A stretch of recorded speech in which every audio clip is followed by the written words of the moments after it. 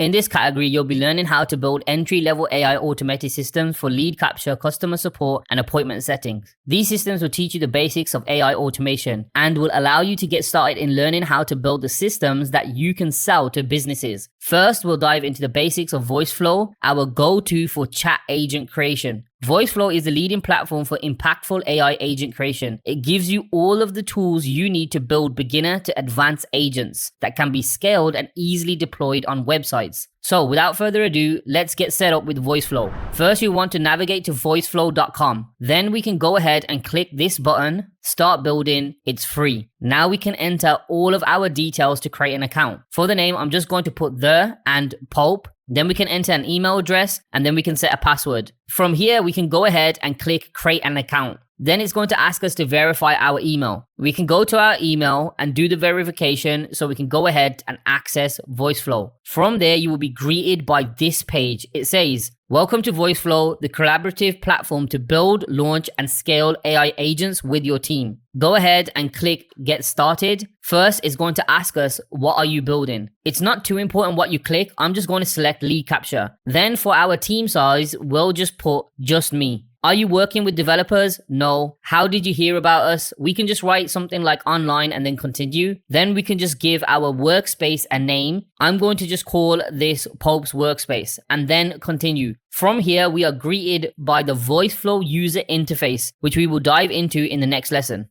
So we are in what is called the designer in Voiceflow. This is where you will build the core functionality of your bot. They provide us with a simple workflow to understand what is going on. You can see here you have a start flag and then it goes through these nodes which controls the conversation logic. So if you wanted to just test this workflow out, you could come up to the top right and hit run. We're going to ignore this training tab for now and hit run test. So after you run it, you can see we are on this first box, which is highlighted. And you see we have, "Hello, welcome to your first assistant. I am an AI assistant powered by your knowledge base. Make sure to add in some documents if you haven't already. Ask me anything or click a button below." And you can see these messages correspond directly with little rectangles that are in the first box. So then we have the option for two buttons. We have Ask ChatGPT a question or See a complex workflow. Let's go ahead and ask ChatGPT a question, which you can see when you click this button here. It will take you to the next node, which is Capture Question. So now you can see the instructions are ask any question and we'll use the response AI step to provide a response from ChatGPT. So what this is doing, you can see it's capturing the user reply to last utterance. Last utterance is what is called a variable. Think of this as a box that can store information that can be accessed throughout the conversation with the agent. So when I reply here, it's going to take that response and put it into that box, which can then be sent to the respond with AI nodes. So if I ask how many planets are there in our solar system and hit send, you're going to see that it says unable to find relevant answer. That's because our respond with AI step, if you just click this, is set to our knowledge base. Our knowledge base is any information we want to provide to the bot. This could be any form of document so that it can pull information from there and find a relevant answer to give us. Because we're not giving the knowledge base in this lesson, we're going to set this to the AI model so it can give us an answer based on the information that the model itself has. If I come back and hit start from here on the capture question node, we can start the test from this node so we don't have to go back to the beginning to start. And I can just write now how many planets are there. And you can see we get an answer. As of the current definition by the International Astronomical Union, there are 8 recognized planets in our solar system: Mercury, Venus, Earth, Mars, Jupiter, Saturn, Uranus, and Neptune. And the response goes on. So this is the very basics of Voiceflow and how conversation logic works. Obviously, we're going to get into more complex things in the following lessons, but for the most part, you start at the starting flag and the arrows point and control the logic of the conversation. We'll end up setting up if statements. So you can say, if one condition is true, move to this node. If another condition is true, move to a different node. But don't worry about that right now. Let's just explore the rest of the user interface. If I head to this back button and then press this again, this is the main navigation for our bot. You can see we have workflows. We was just in a simple workflow, and here you can see they also provide a complex workflow, which is also a template. Then we have our knowledge. This is our knowledge base where we can upload the documents that I mentioned earlier in the lesson. Then we have components. Just think of this as a set of nodes that you already created that you can use as a condensed version in a final product. Don't worry about that too much now. Then we have variables, and as I explained, these are blocks that you can put information in and are stored and can be accessed throughout the conversation with the agent. Then we have the functions, which we don't need to get into. These are essentially just custom actions that allow you to expand the functionality of your bot. Intents, which again, we will get into in future lessons, and entities. Then we have transcripts, which are any transcripts that are created with our bot. Analytics, integration, which we don't need to worry about now, and our settings. This can control the delay between the time we get back from a message and other features which we can tweak for the designer of our agent. In the next lesson, we'll get into actually creating a lead capture bot, which can collect the information of a user and then forward that to a CRM to perform whatever other actions we would like.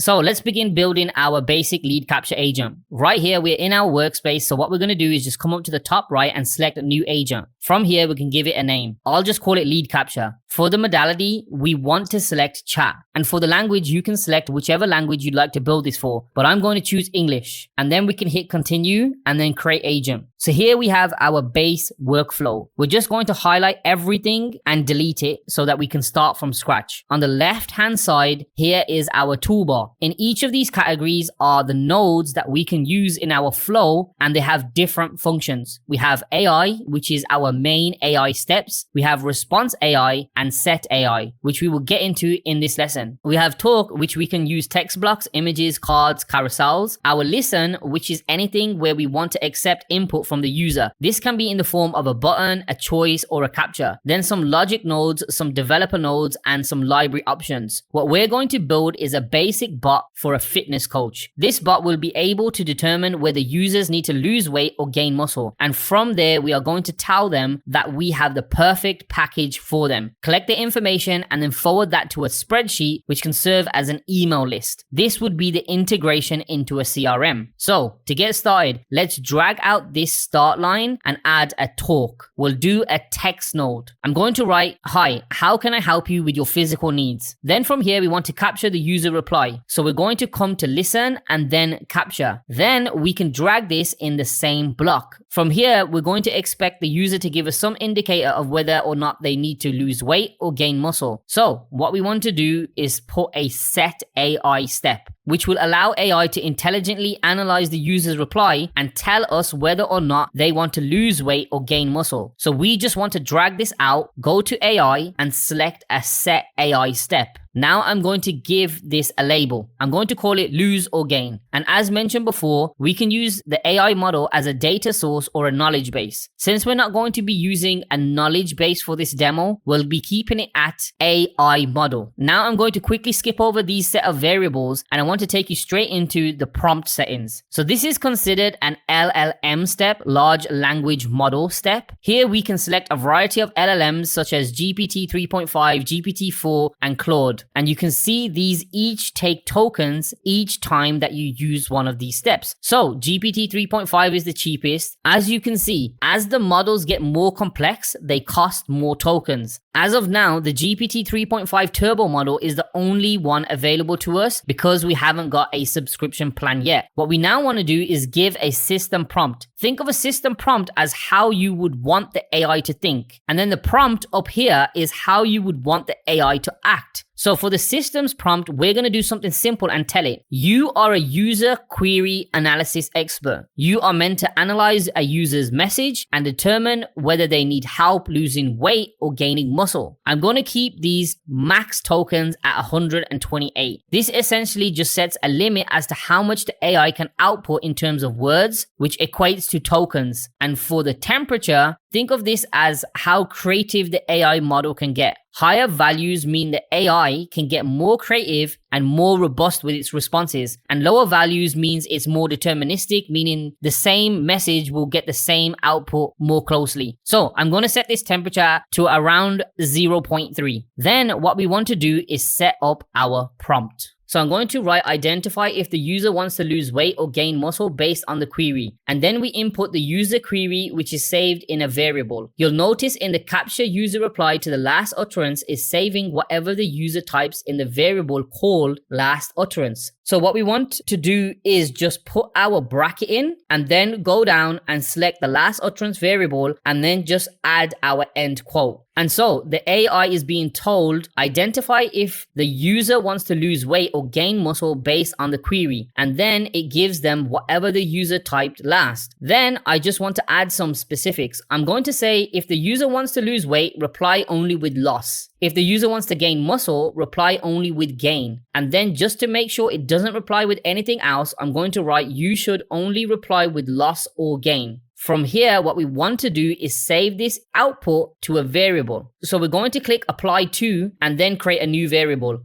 I'm going to call this gain or loss. Then we can go ahead and create the variable. If we want to preview what this looks like, we can just hit the AI preview button. And so we can enter a value for our last utterance. So if I say something like I'm too fat and then generate, you can see it's going to tell us that we want to lose weight. And if I were to preview this again and say I'm too skinny, it will tell us that we want to gain weight. So the logic is working correct in the AI step. Now let's add a conditional block, which is essentially an if statement saying, hey, if it's gained, do this, or if it's lost, do this. So what we want to do is just drag this string out, go to logic, and then select if condition. I'm just going to title this block and call it if else. Then from here, we can add a condition. So we want to say if the variable, which we just set as gain or loss, is, meaning if it's equal to, and then write gain, and then another condition and say if variable, select gain or loss, and then write loss, you can see now we have an if else block where we can drag out two different paths to direct the conversation logic. So let's just drag out a string from this loss and then add a text block. We'll say, it's great that you want to lose weight and improve your health. What's your current height and weight and what do you want to get to? Then we can drag in a capture to this block so we can get the user reply. We can drag this to another AI step so we can begin to calculate the user's BMI. What we plan to do for weight loss is make the AI calculate the user's BMI and then let the user know that we have the perfect plan for them and ask them if we can capture their name and email so that we can send them a free course. Or if the user says they want to gain muscle, inform them of how much daily protein they should eat and do the same thing and ask for their name and email so that we can send them a free course. Now what we want to do is set the system prompt for the next set AI step. So here's the system prompt that I came up with. I wrote, you are an expert BMI calculator. Your job is to calculate the user's BMI based off their current height and weight. You must extract their height and weight from their user query and perform the calculation for their BMI with the following formula. Then I pulled this formula from an online database. This is for the metric system. After that, I said, if the user provides any metrics in the English system, pounds or feet, inches, you must perform the calculation for their BMI with the following formula. And then I just grabbed the BMI formula for the USA metric. Then I said, you must only respond with their BMI. Do not add any other information. And the best way to make sure the AI does this is to give it what's called a one or few shot prompt. So I wrote, for example, Q, meaning question or query, I am 5'10" and 200 pounds. Answer, BMI would be 28.7. Then for the temperature, I'm going to set this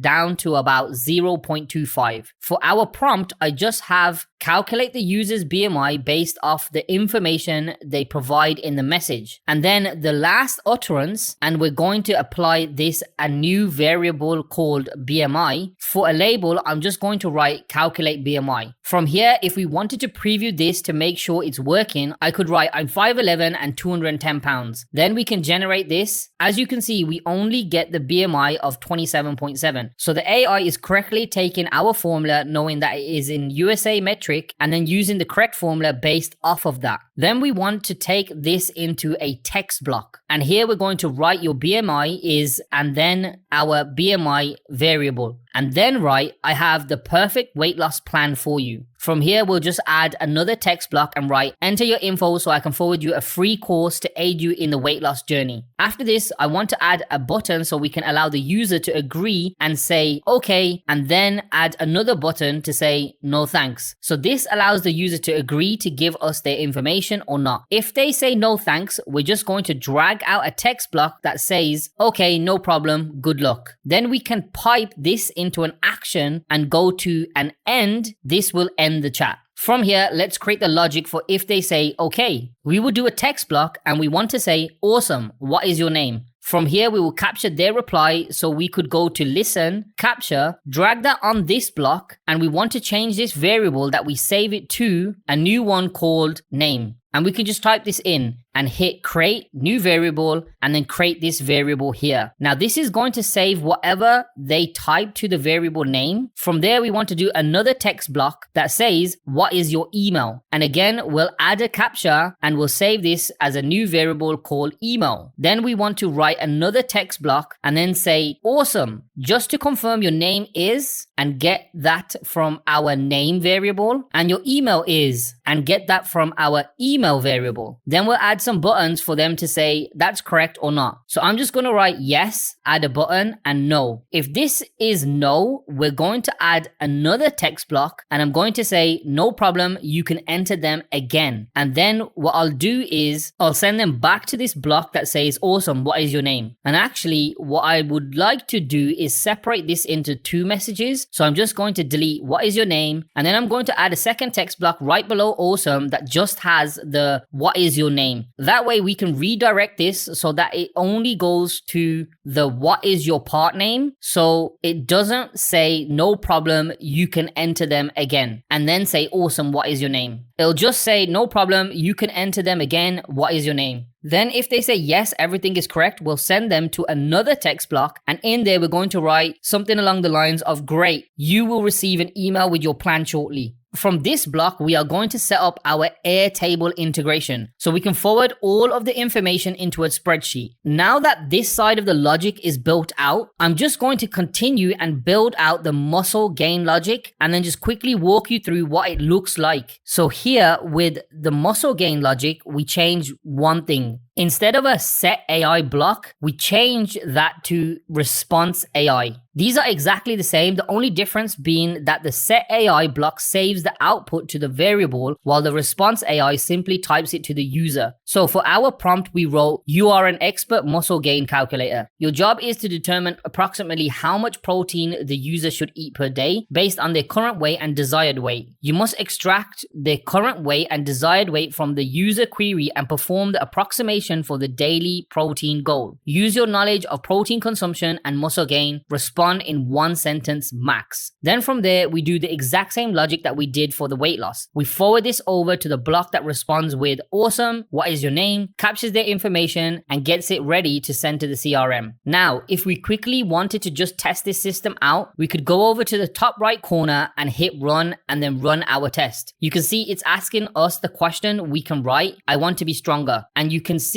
it's following the muscle gain branch. It asked us what our current weight is and what our desired weight is. We'll just say I'm 180 pounds and I want to be 190. Here, the response AI will tell us based on our current weight and desired weight, we should aim to consume approximately 135 to 180 grams of protein per day to support muscle gain and reach our goal. And then it tells us it has the perfect meal plan to help us achieve this. From here, it asks us to enter the info so it can forward us the free plan to aid our muscle gain journey. I'll go ahead and ask OK. Then from here, it's going to ask us for our name. We can type that in. I'll just write Pope, our email 123@gmail.com. And then it's going to say, just to confirm, your name is Pope and your email is 123@gmail.com. I'll just hit yes. And then from here, it takes us to our last block, which says, great, you will receive an email with your plan shortly. So now that we have our main conversation logic for our lead capture setup, we're going to start creating our Airtable database, which we will use as our CRM. To start, head over to airtable.com. Airtable is a hybrid spreadsheet and database platform with features such as relational database capabilities, multiple views, linked records, and automation. We're going to be using it mainly in this example as a spreadsheet. So once we're on this page, we're just going to go ahead and click sign up for free. From here, we can sign in and enter our email. I'm just going to continue with Google. Then once we are all logged in, it's going to ask us some questions to get started. We can just go ahead and skip through these. Now you'll see this interface where we have our workspaces and where we can create a new database. Let's just hit start from scratch. Then we will go ahead and get started. And this is what our base template looks like once we load it up. Here we have a spot for our name, some notes, an assignee, and a status. I'm just going to go ahead and right click on the assignee and delete this field. Since we're going to be using this for an email list as an example, I'm just going to leave a spot for the name, their email, and a status of whether or not they've been emailed yet. So if we right click and hit edit field on the name, you can see that it's a single text line. So you can set different data types that you'd like for each column in the spreadsheet. I'm going to go ahead and for notes, I'm going to edit the field by renaming it to email and changing the data type to single line text since we just have a single line for the email that we're going to be using. Then we can save this. And for the status, I'll leave it as it is. This is single select, which means we can give it a category based on what we create. So if you go ahead and type in here false, you can see we have the option to add false. So let's go ahead and click this. And now I'm just going to go ahead and click again and remove it. And likewise, you can see I've already added true. So what we want to do is whenever we get the lead's name and email, we will put those in these two columns here. And then for the status, we want to automatically add this as false. That way, when you set up a system in the future to use this as an email list, you can set it to true when you know the email has been sent successfully. Now we can go ahead and connect our Voiceflow to our Airtable. This is done with an API integration. So to get started with this, come up to this help tab here, scroll down to API documentation, and this will open us up to a new page. Then from here, we can go down to authentication and then click this link that says create tokens. This is then going to bring us to a new page that says personal access tokens. And from here, we can create a token. For a name, I'm going to call this Voiceflow Integration. And then for the next part, we want to add our scopes. This basically specifies what type of access we have in this table. We just want to go ahead and add all of these scopes here that are available. Once that is done, we want to go ahead and add a base. And since we haven't titled our spreadsheet yet, it is this one right here, untitled base. Then we can go ahead and create our token. Anyone with this token has access to your Airtable data, so make sure you keep this safe and save it once it has been given to you here. In the next lesson, we'll hop back into Voiceflow and set up our integration with the Airtable. So now that we have our Airtable set up, let's get into integrating it with Voiceflow. So back in the designer of our Voiceflow, we're going to add what's called an API step. So if you come to these developer tools on the left and then drag out an API block, you can then connect our last block, which says we will send them to an email to our API step. Think of an API as a tool to get and send information to any services that use APIs. To create records or rows in our Airtable, we're going to use the Airtable API to send it from Voiceflow to Airtable. So let's head over to Airtable and find the documentation for their APIs. Once you're in the table, come up to the help section and then go down to the API documentation. Now we can come down to table 1 table on the left hand side and then go to create records. On the right side here, you'll see the code that we used for an API request. Voiceflow has this broken up into fields, so we can just copy and paste them in Voiceflow. The first thing we want to do is set this get request to a post. Get is getting information and a post is posting, meaning putting information in our table. So you can see post here in the Airtable documentation. What we want to do is copy this URL that's after the post request, bring it back into our Voiceflow, and then paste it here right after where the post is in the API step. Then we have our headers. So we want to go back to the documentation and you can see that we have these two dashed H lines of code. This stands for header. So we want to copy the text here, which says authorization. Go back to Voiceflow, paste it in here where it says enter parameter key. Go back to the documentation, copy bearer next. Come back to Voiceflow, paste that in here. and you can see after bearer, there is a space and then our secret API token. This is the personal access token that we set up in the last lesson. So whenever you copy that, you just want to go ahead and add a space after bearer and then paste it here. Next, you can see there is one more header. So what we want to do is press this plus symbol and it'll add another header. From there, we can copy the content type, paste it in the parameter key, and then get the application JSON, which we will paste here. Then we can ignore the parameters field and open up the body and switch this to raw so we can paste exactly what the Airtable documentation tells us. What we want to do is copy everything in these brackets after data, bring it back into Voiceflow, and then paste it here. Then we just want to remove these quotes. Now, what this is doing is getting the records from our table. So this would get anything that we have here, the name, email, and status. So we just want to fill these items in. This is JSON format. So this would just look like adding an enter here. We have our name. So if we go back to the Airtable, you can see the name of this column is name, exactly as I've written it in Voiceflow. Then we want to add a colon, a space, and then in quotes, we want to enter the variable that we've set for name in Voiceflow. So whatever the user types, it will fill the name into our Airtable. Then we will add a comma, another enter, and then we'll do our next column, which is email. Again, we'll just write email, colon. From here, in quotes, our email variable, which should be in brackets. Then lastly, our status, so in quotes, status, then our colon. And because we don't want a variable for status, we can just write false. Because of how we are creating records in Airtable, it adds a new record after our most recent. But since we don't have any in our table yet, I just want to go ahead and delete all of these rows so we have an empty table, right click them and hit delete all selected rows. Then we can come back to Voiceflow, click the API block, and then hit send request to test it. For a name, I'm just going to write in Pope, and for an email, I'm going to write 123@gmail.com. Then we can hit generate. From here, we will get a 200 status code back, which means it worked. You can see in the bottom left, it says 200 okay. And this is what our request looks like when we get all the data back. We can just go ahead and ignore this. Head back to our Airtable, and you can see that the first row, we have Pope, 123@gmail, and the status is false. If we wanted to test this out in Flow, we could run this. And now that it's asking our name, I'll write the Pope. What's your email? 1234@gmail.com. Send this through. Now let's check if this has been added to our table correctly. And you can see it did. We have the Pope and 1234@gmail.com. The reason there's a space is because we added a row after the first entry, but you would normally delete this and then everything would add sequentially.